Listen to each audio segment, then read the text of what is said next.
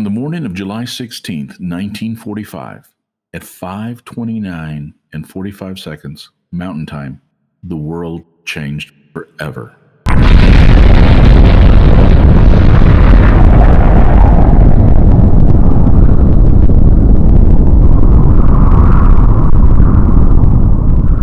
The world's first atomic bomb exploded at a test site in the New Mexico desert.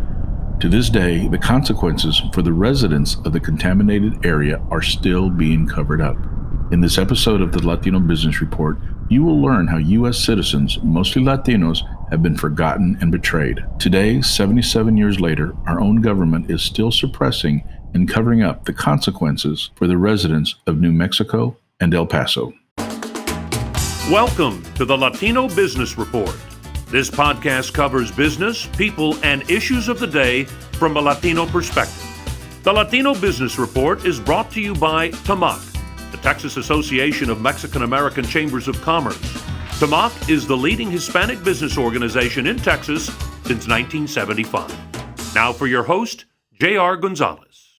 Thank you for joining us and welcome to another episode. Today's guests are going to be Tina Cordova and Paul Pino. Tina is the co-founder of the Tula Rosa Basin Downwinders Consortium, and Paul is one of the members of that consortium and on the steering committee. Paul, Tina, thank you very much for being with us today. Thank you.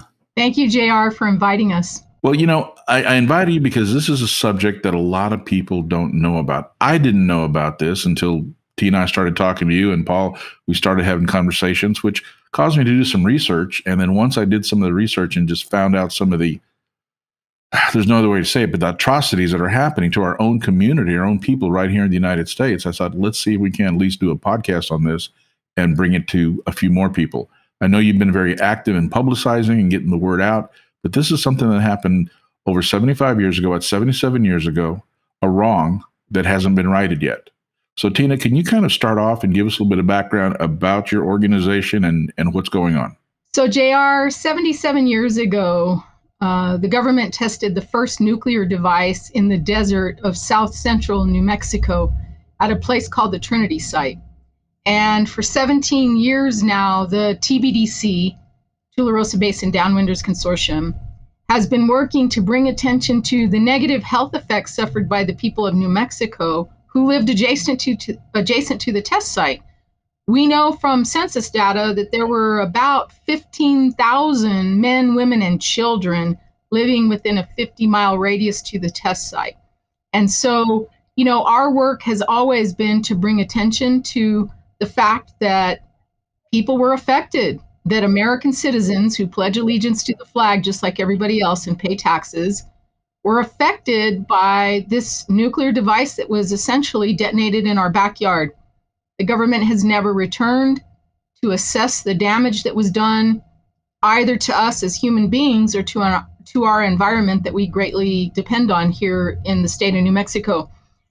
And ultimately, what we've been working on is to be included in a fund that was set up 32 years ago called the Radiation Exposure Compensation Act, or RECA for short, that pays partial restitution to what are called downwinders from other states.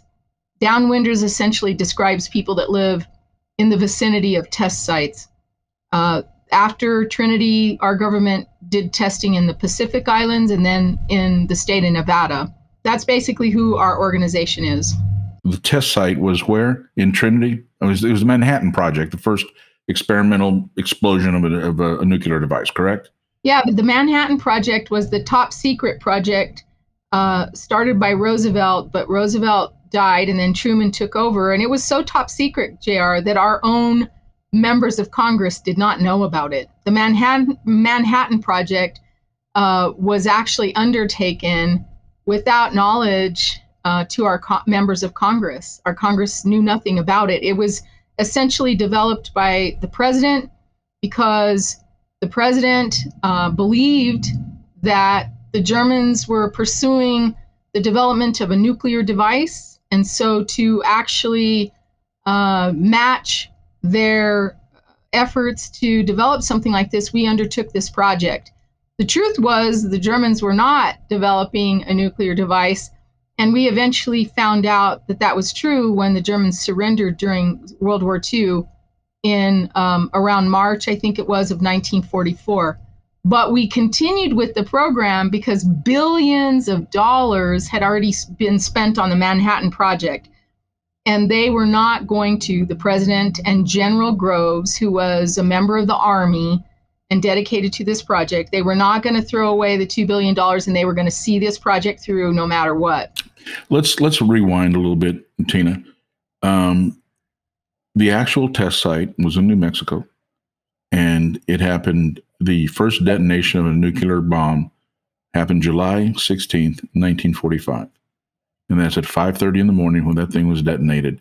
And what happened that morning, that early morning that people were asleep, just getting up, the sun hadn't come up, there had been a rainstorm the night before, the air was clean and fresh, and then at 5:30 a.m., boom. Well, JR, first of all, one of the things we have to recognize about 1945 is that in the desert of New Mexico, the temperatures were really, really high in July.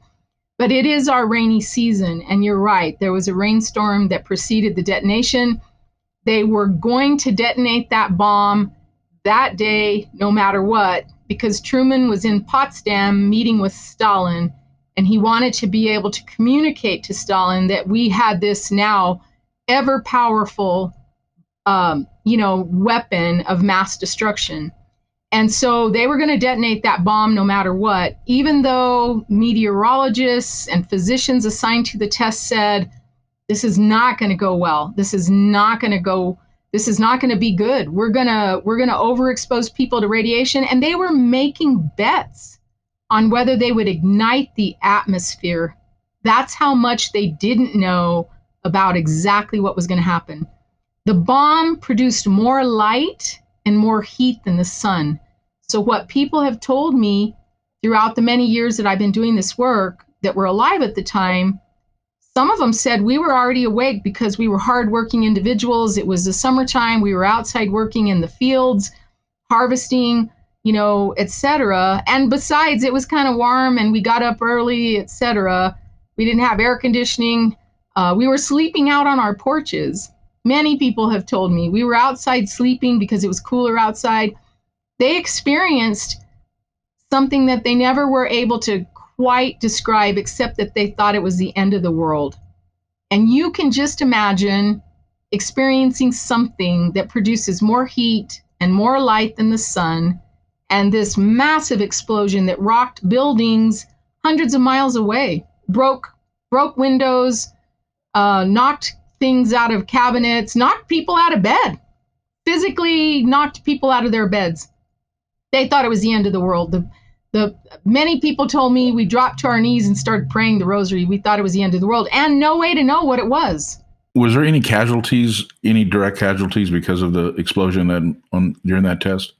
There were no immediate casualties, and part of the reason I believe there were no immediate casualties is because they detonated the bomb on a tower 100 feet off the ground, which instead of producing destruction, actually produced massive fallout.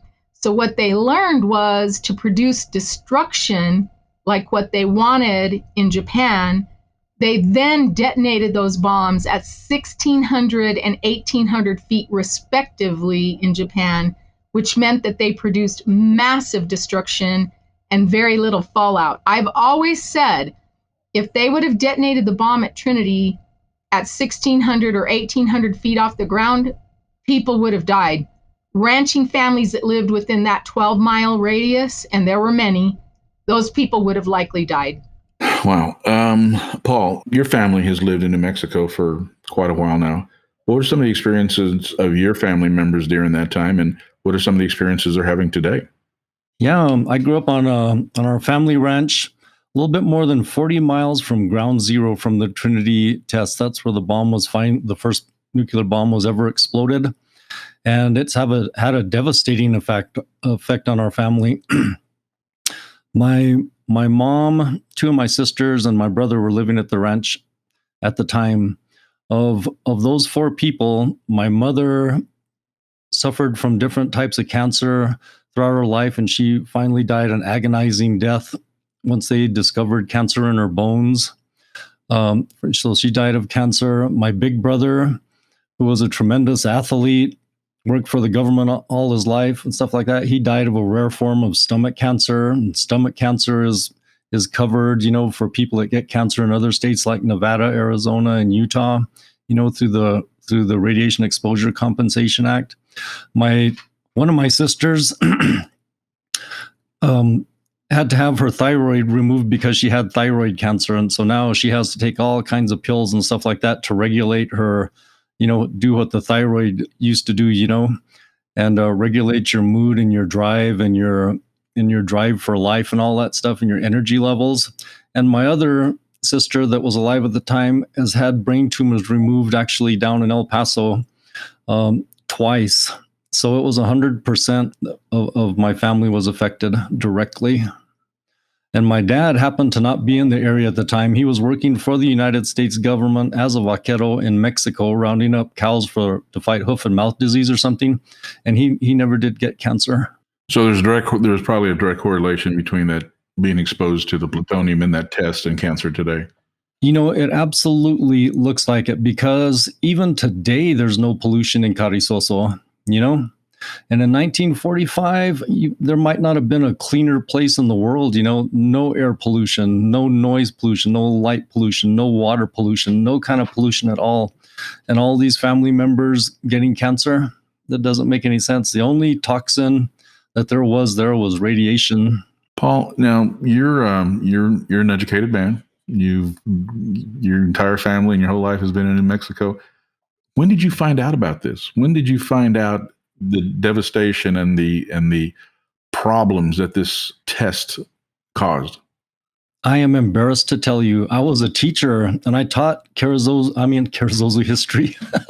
I taught New Mexico history and United States history, and the government did such a good of obscuring the truth. They started out with a lie. They said it was an ammunition dump that had blown up, and that lie was perpetuated so well that I didn't know it until probably about 5 or 6 years ago, when I attended a Tularosa Basin Downwinders Consortium information meeting, and I ran into a bunch of people there from Carizoso that I hadn't seen for years, and relatives from close by that had terrible bouts with cancer. And so, I learned about it because of Tina and her cohorts. Yeah. I felt bad for my students because I'd already had been done with my teaching career, and I taught them wrong. I showed them a film, and it was a propaganda film. I found out later, it had pictures of cattle trucks going to Carizoso. It had a lot of pictures of the bombs and stuff. And it said cattle trucks were dispensed to the village of Carizoso in case they had to evacuate the population. I yelled at my students, listen, that's my hometown. And then they said, but the winds were favorable, and so they didn't have to evacuate Carizoso. And I went like, cool, I learned something, and while teaching history, and it turned out to not be true, man. The Geiger counters went off scale in Carizoso, off scale. Tina, obviously Paul has learned about this through your efforts of co-founding this consortium. But after the explosion, and Paul alluded to it, they explained it several different ways. And then plutonium, they used close to 10 pounds of plutonium, if I recall. And then the plutonium half-life is, Tina, do you recall what half-life for plutonium is? Yeah, the half-life of plutonium is 24,000 years, JR. And it's just one of the radioactive isotopes that is released when they detonate an atomic bomb. 24,000 years half-life. 24,000 years. So when this bomb went off, I was doing some prep and research on this before the podcast, that some people just saw snow, like the ash was falling from the sky like snow. And people were getting that snow, playing in it, and rubbing it on their face and their bodies and playing. And one particular article I read was where there was a girls' dance camp, and they were woken up, says, hey, it's as bright as day. This warm snow is coming down. The girls were playing in the snow, and all of them, with the exception of one, all died before the age of 30 due to the radiation exposure. Now, back in 1945, there wasn't, as you said, there wasn't air conditioning. There was lakes, and as this plutonium, this radioactive ash would fall into the drinking water, into the streams, into the food sources. I mean, devastating. How did the government keep this secret for so long, Tina? Well, the government's been great at suppressing the story. They actually said then, and they continue to say today, that the area was remote and uninhabited and no one lived there. I always say we were expendable. They didn't care one way or the other. We were Native Americans and Mexicanos that have lived here for hundreds, if not thousands of years. The preponderance of people in New Mexico that were affected by this were just that, Native Americans and Mexicanos. We are the only majority state in the Union. The story that you sort of just synopsized is about a woman named Barbara Kent from El Paso, Texas. And I always say we'll never fully know how many people from Texas were in New Mexico that day and exposed to radiation. And Barbara's story is profound because she survived. She's had 3 cancers, 3 miscarriages. All of her daughters have had cancer. Her brother had a brain tumor. Her mother had a brain tumor. And they're the ones that took her to camp and spent the night that night and experienced the blast the next day alongside of her. And that's just not normal, JR. That is not normal. And Barbara always talks about how as the ash fell from the sky, the warm ash that they thought was snow in July, and they thought, how odd. She says she remembers they were sticking their tongues out. The ash would fall on their tongue and it was warm, and they thought it was strange. It was the strangest thing ever. They were rubbing it on their bodies, their faces. Barbara had a swath of hair along her forehead that turned white that day, never to return to its normal color. Barbara is just one of those people from Texas that happened to be in the wrong place at the wrong time and suffered the consequences, along with those of us in New Mexico who also have suffered greatly as a result of our government keeping it secret. So they've never returned, JR. They've never come back to assess the environmental damage, much less the damage to human health. And, we've been waiting 77 years for our government to recognize that we were enlisted into service without consent or knowledge. And we didn't understand what exposure to radiation meant anyway. Eventually, they admitted that the test at Trinity was a nuclear device similar to what was detonated at Japan. But they never said, take care of this or that or the other. And they never evacuated anyone. Paul mentioned that the Geiger counters went off the charts in Carrizozo. And they did make a very what I would call a very underestimated plan to evacuate some people in cattle trucks, by the way, because, of course, if you're going to evacuate people, let's do it in cattle trucks. But they set a limit at which they would evacuate people. And then when they reached that limit in Carrizozo, they doubled it. And when it reached that limit, they doubled it again. And then they finally told the guys that were there with the rudimentary Geiger counters, leave. It's not safe for you. But they never told Paul's family or any other family, wow, you need to get out of town. Now, Tina, I know your family also has a history of cancer. Would you mind sharing that with us a little bit? I had 2 great-grandfathers living in Tularosa, which is about 45 miles the way the crows fly from the Trinity test site. And actually, Tularosa is one of the entry points to the Trinity test site. There is a roadway that goes through Tularosa and accesses the Trinity site. When they built the Trinity site, because they knew they would have to have escape routes, they actually built several roads in and out of there. And one of them is through the town that I grew up in.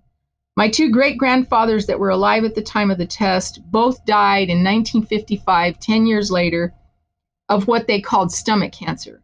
But there were no medical facilities, and no one had ever heard the word cancer. They gave them morphine, sent them home to die. It was horrific, JR, because not only did people not know what cancer was because they'd never heard of it, they thought you could catch it. So my mom always told me, and my dad always told me, that my great-grandfathers, people didn't want to be around them. They were afraid that if they got too close to them, they might get the cancer from them. And it was horrific what they suffered. Both of my grandmothers had cancer. My dad died after having 3 different cancers that he didn't have risk factors for. As an example, my dad didn't drink alcohol, didn't smoke tobacco, didn't use chewing tobacco, and had no viruses.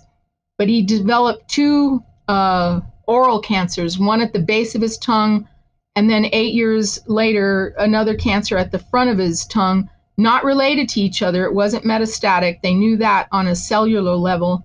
And in between those two cancers, he got prostate cancer. And then when I was 39 years old, literally at the height of my career, because I'm a business owner, I was diagnosed with thyroid cancer. And the first thing they asked me was, when were you exposed to radiation? Did you ever work with radioactive isotopes? Did you ever have a lot of x-rays? I said no, no, and no, but I grew up in a town adjacent to the Trinity test site. Right now, my sister is being evaluated for thyroid cancer, for possibly having thyroid cancer. She's recently been treated multiple times for skin cancer. My dad's older sister, who's 83, just went through radiation treatment for breast cancer. No woman at that age should have to go through that. My mom's sister, my mom's younger sister, she died from breast cancer. And my family has been somewhat spared. I know families where 100% of the people in the family, the mother, the father, and all the children have had cancer. And this is not unusual. We've documented thousands of cases. With all these deaths and all this documentation, what is the problem? Why isn't the government acknowledging and doing something about this? I think there was a time when it was really difficult for our government to acknowledge that in their haste to take a bomb to Japan, they actually bombed American citizens. They actually detonated a bomb adjacent to where American citizens lived and poisoned their own people. I think that there was that problem. We are often told, JR, that it's going to cost too much to add us to the Radiation Exposure Compensation Act, which does nothing but add insult to the injury of what we've been through. We bury our loved ones on a regular basis, and then someone else is diagnosed. You're saying to be added to the Radiation Exposure Compensation Act. Who benefits from that now? Does anybody? Oh, yeah. The fund has been in place for 32 years. It's paid $2.5 billion to about 38,000 claimants. They're claimants that live downwind of only the Nevada test site. So let me give you an example. El Paso is 130 miles from Trinity. Carrizozo, 40 miles from Trinity. Tularosa, 45 miles from Trinity. They pay people restitution that live in Winslow, Arizona, 259 miles from the Nevada test site. Okay? There's no equity in that, JR. There's no justice in that. When I talk about this, I want to make sure I'm clear on this. I also believe that El Paso County needs to be added to the Radiation Exposure Compensation Act and considered to be added, because I truly believe that people who lived in El Paso County at the time of Trinity were negatively affected. So people who live downwind of the Nevada test site have been compensated. The people of New Mexico were not only downwind of the Trinity test, we were downwind of the 100 above ground nuclear tests done at Nevada as well. And that's very well documented. They had monitoring stations in New Mexico to monitor the fallout from Nevada, and we consistently were dosed. High levels of radiation are dangerous, but chronic low-level exposure to radiation is just as dangerous. And so we were downwind of Trinity and Nevada, never included. So people who live 250 miles away in Nevada have been compensated. Their medical bills and their treatments and their health care has been taken care of through this act, but yet people and descendants that lived as close as 40 miles away, nothing. Exactly. There's no justice in that. And I think most people understand that. And let me tell you something else to address the idea that it's going to cost too much. You know, right now we're appealing. I want to circle back to something, but let me tell you about the cost. $2.5 billion have been paid out in 32 years. The U.S. government spends $50 billion annually maintaining their nuclear arsenal, putting their nuclear arsenal to bed every night. Just maintaining our arsenal, not building up anything, not producing new plutonium pits, not doing any of that, just maintaining what we have, $50 billion. And $2.5 billion is less than a percentage of that spent over 32 years. When did it become okay in our country to turn your back on people who were harmed of no fault of their own, but take care of a hunk of metal and make sure that it gets maintained every year adequately? It's not, there is no justice. There is no equity in the program. It's time. And you know what? Let me say something else, JR. Once people know this history, if they remain complacent and they don't join with us in this fight for justice, they're complicit in the whole thing. They're absolutely complicit in the whole thing. You become part of the injustice that was done to us. We're human beings. We pay taxes, like I said earlier. We pledge allegiance to the same flag. And so, and let me mention something else that's important. New Mexico was the largest producer of uranium because obviously uranium was necessary for this process. To build nuclear weapons, uranium is necessary. New Mexico is the largest producer of uranium. We had 500 uranium mines. They extracted 32 million tons of uranium and walked away from those mines. Those mines all exist on native lands, the Navajo Nation, Laguna, and Acoma Pueblo. The largest open pit mine any place in the world, Laguna Pueblo, 60 miles west of Albuquerque, where people still live adjacent to this mine, where the government has never come back to remediate or abate these mines. Texas is the second largest producer of uranium. The fund, RECA fund, also addresses what are called the pre-1971 uranium miners. So in Texas, you have people that I know are benefiting from RECA, and they should.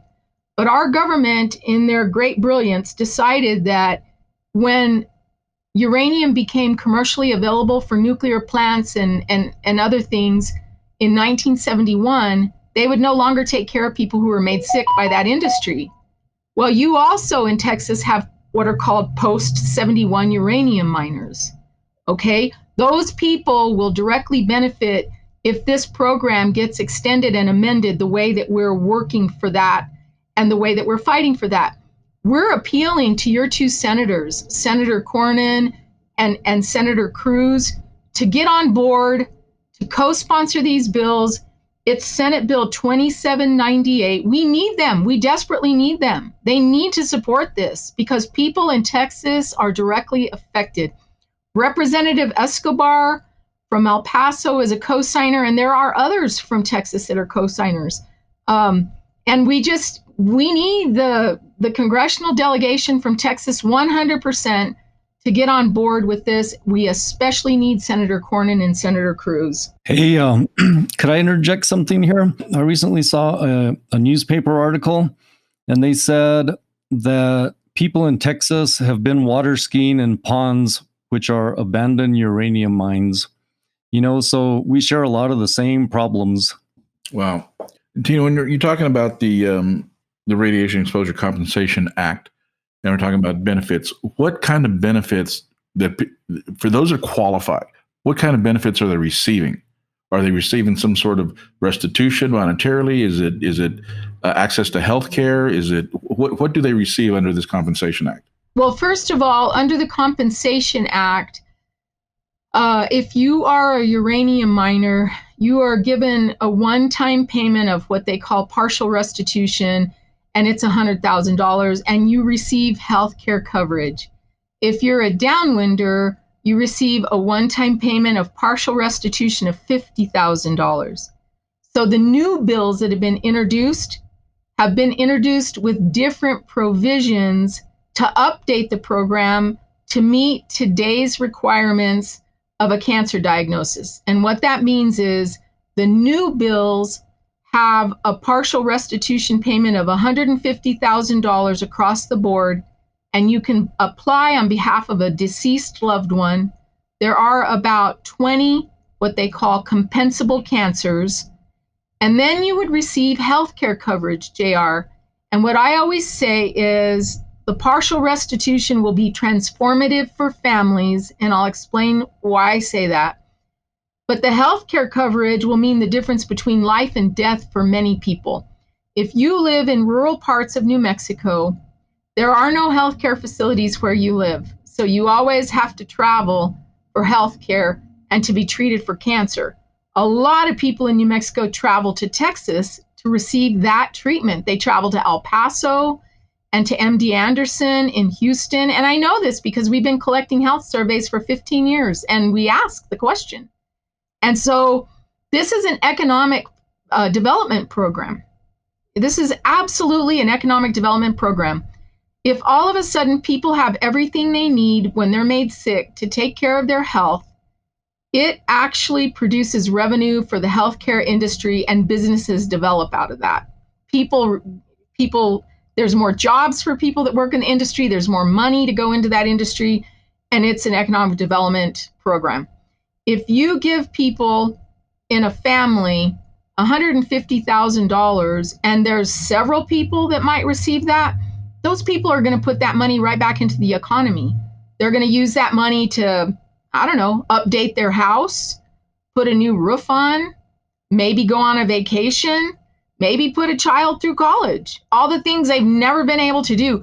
I've known people that are so strapped at the end of their life because of the cost of cancer treatment that they haven't even been able to put in the necessary items in their home to accommodate their disabilities, like the use of a wheelchair.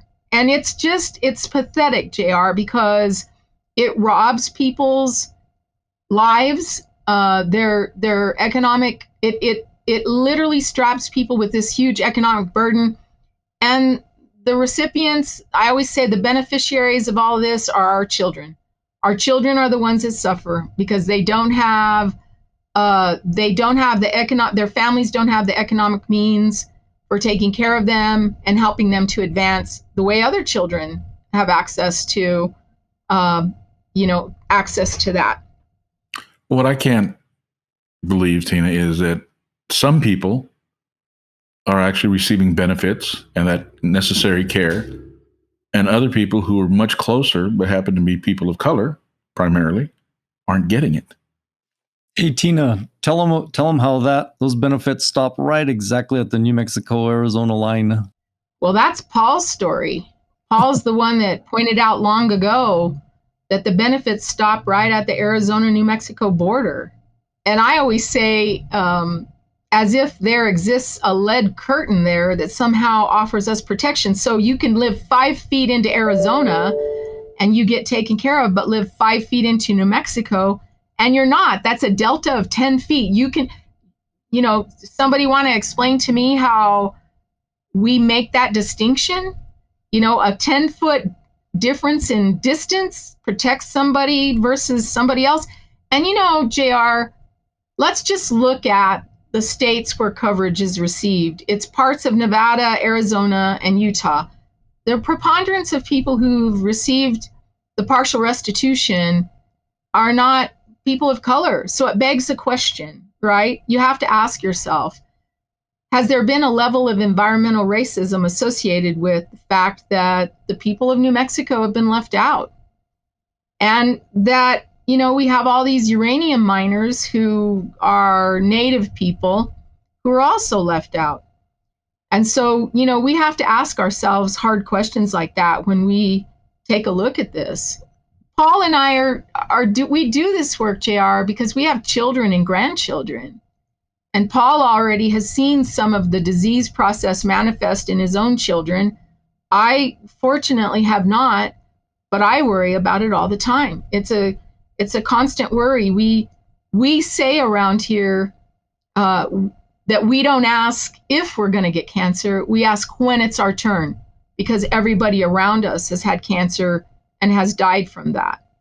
Now, this Compensation Act, Tina, it's about to sunset, and I believe it's going to sunset in July of 2022. That's correct. Tina, could you please explain what happens if this act were to sunset? Well, when they originally set the bill up in 1990, they put a sunset clause which says that the bill will expire in July of 2022. So that expires, that means no more help. That means the program is dead, done, gone, finished. And that means we'll never see the benefit of the program and the people in New Mexico and other places, because the bills that are in Congress now under consideration will add the people of Guam in the Pacific Islands, where they tested some of the very largest nuclear devices they ever tested in the lagoons there, and damaged, obviously, those islands. And then they did the testing in Nevada, but they didn't include all the states that were downwind of Nevada, like Montana and Idaho and Colorado.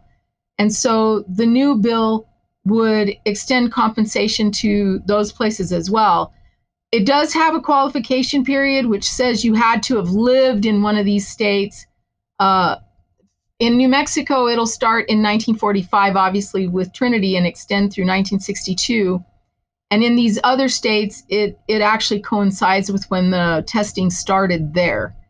And so, and then ending in 1962 when they did the last above ground test at Nevada. So we have multiple things happening here. Not only the horrific atrocity that was committed on American citizens, and I know it was a time of war, and I know the argument can be made, it was the patriotic thing to do. I mean, you can make that argument, but after the fact, and recognizing what is going on and to not do anything about it is just unbelievable. So for 77 years, people in New Mexico have been dealing with this, trying to get added for the past several decades, trying to get added to the Radiation Exposure Compensation Act, and that act is about to expire later on this year. So step one, I guess, it's to keep to not let it sunset, to renew it, and then step two is to get people to recognize that parts of Texas and all of New Mexico,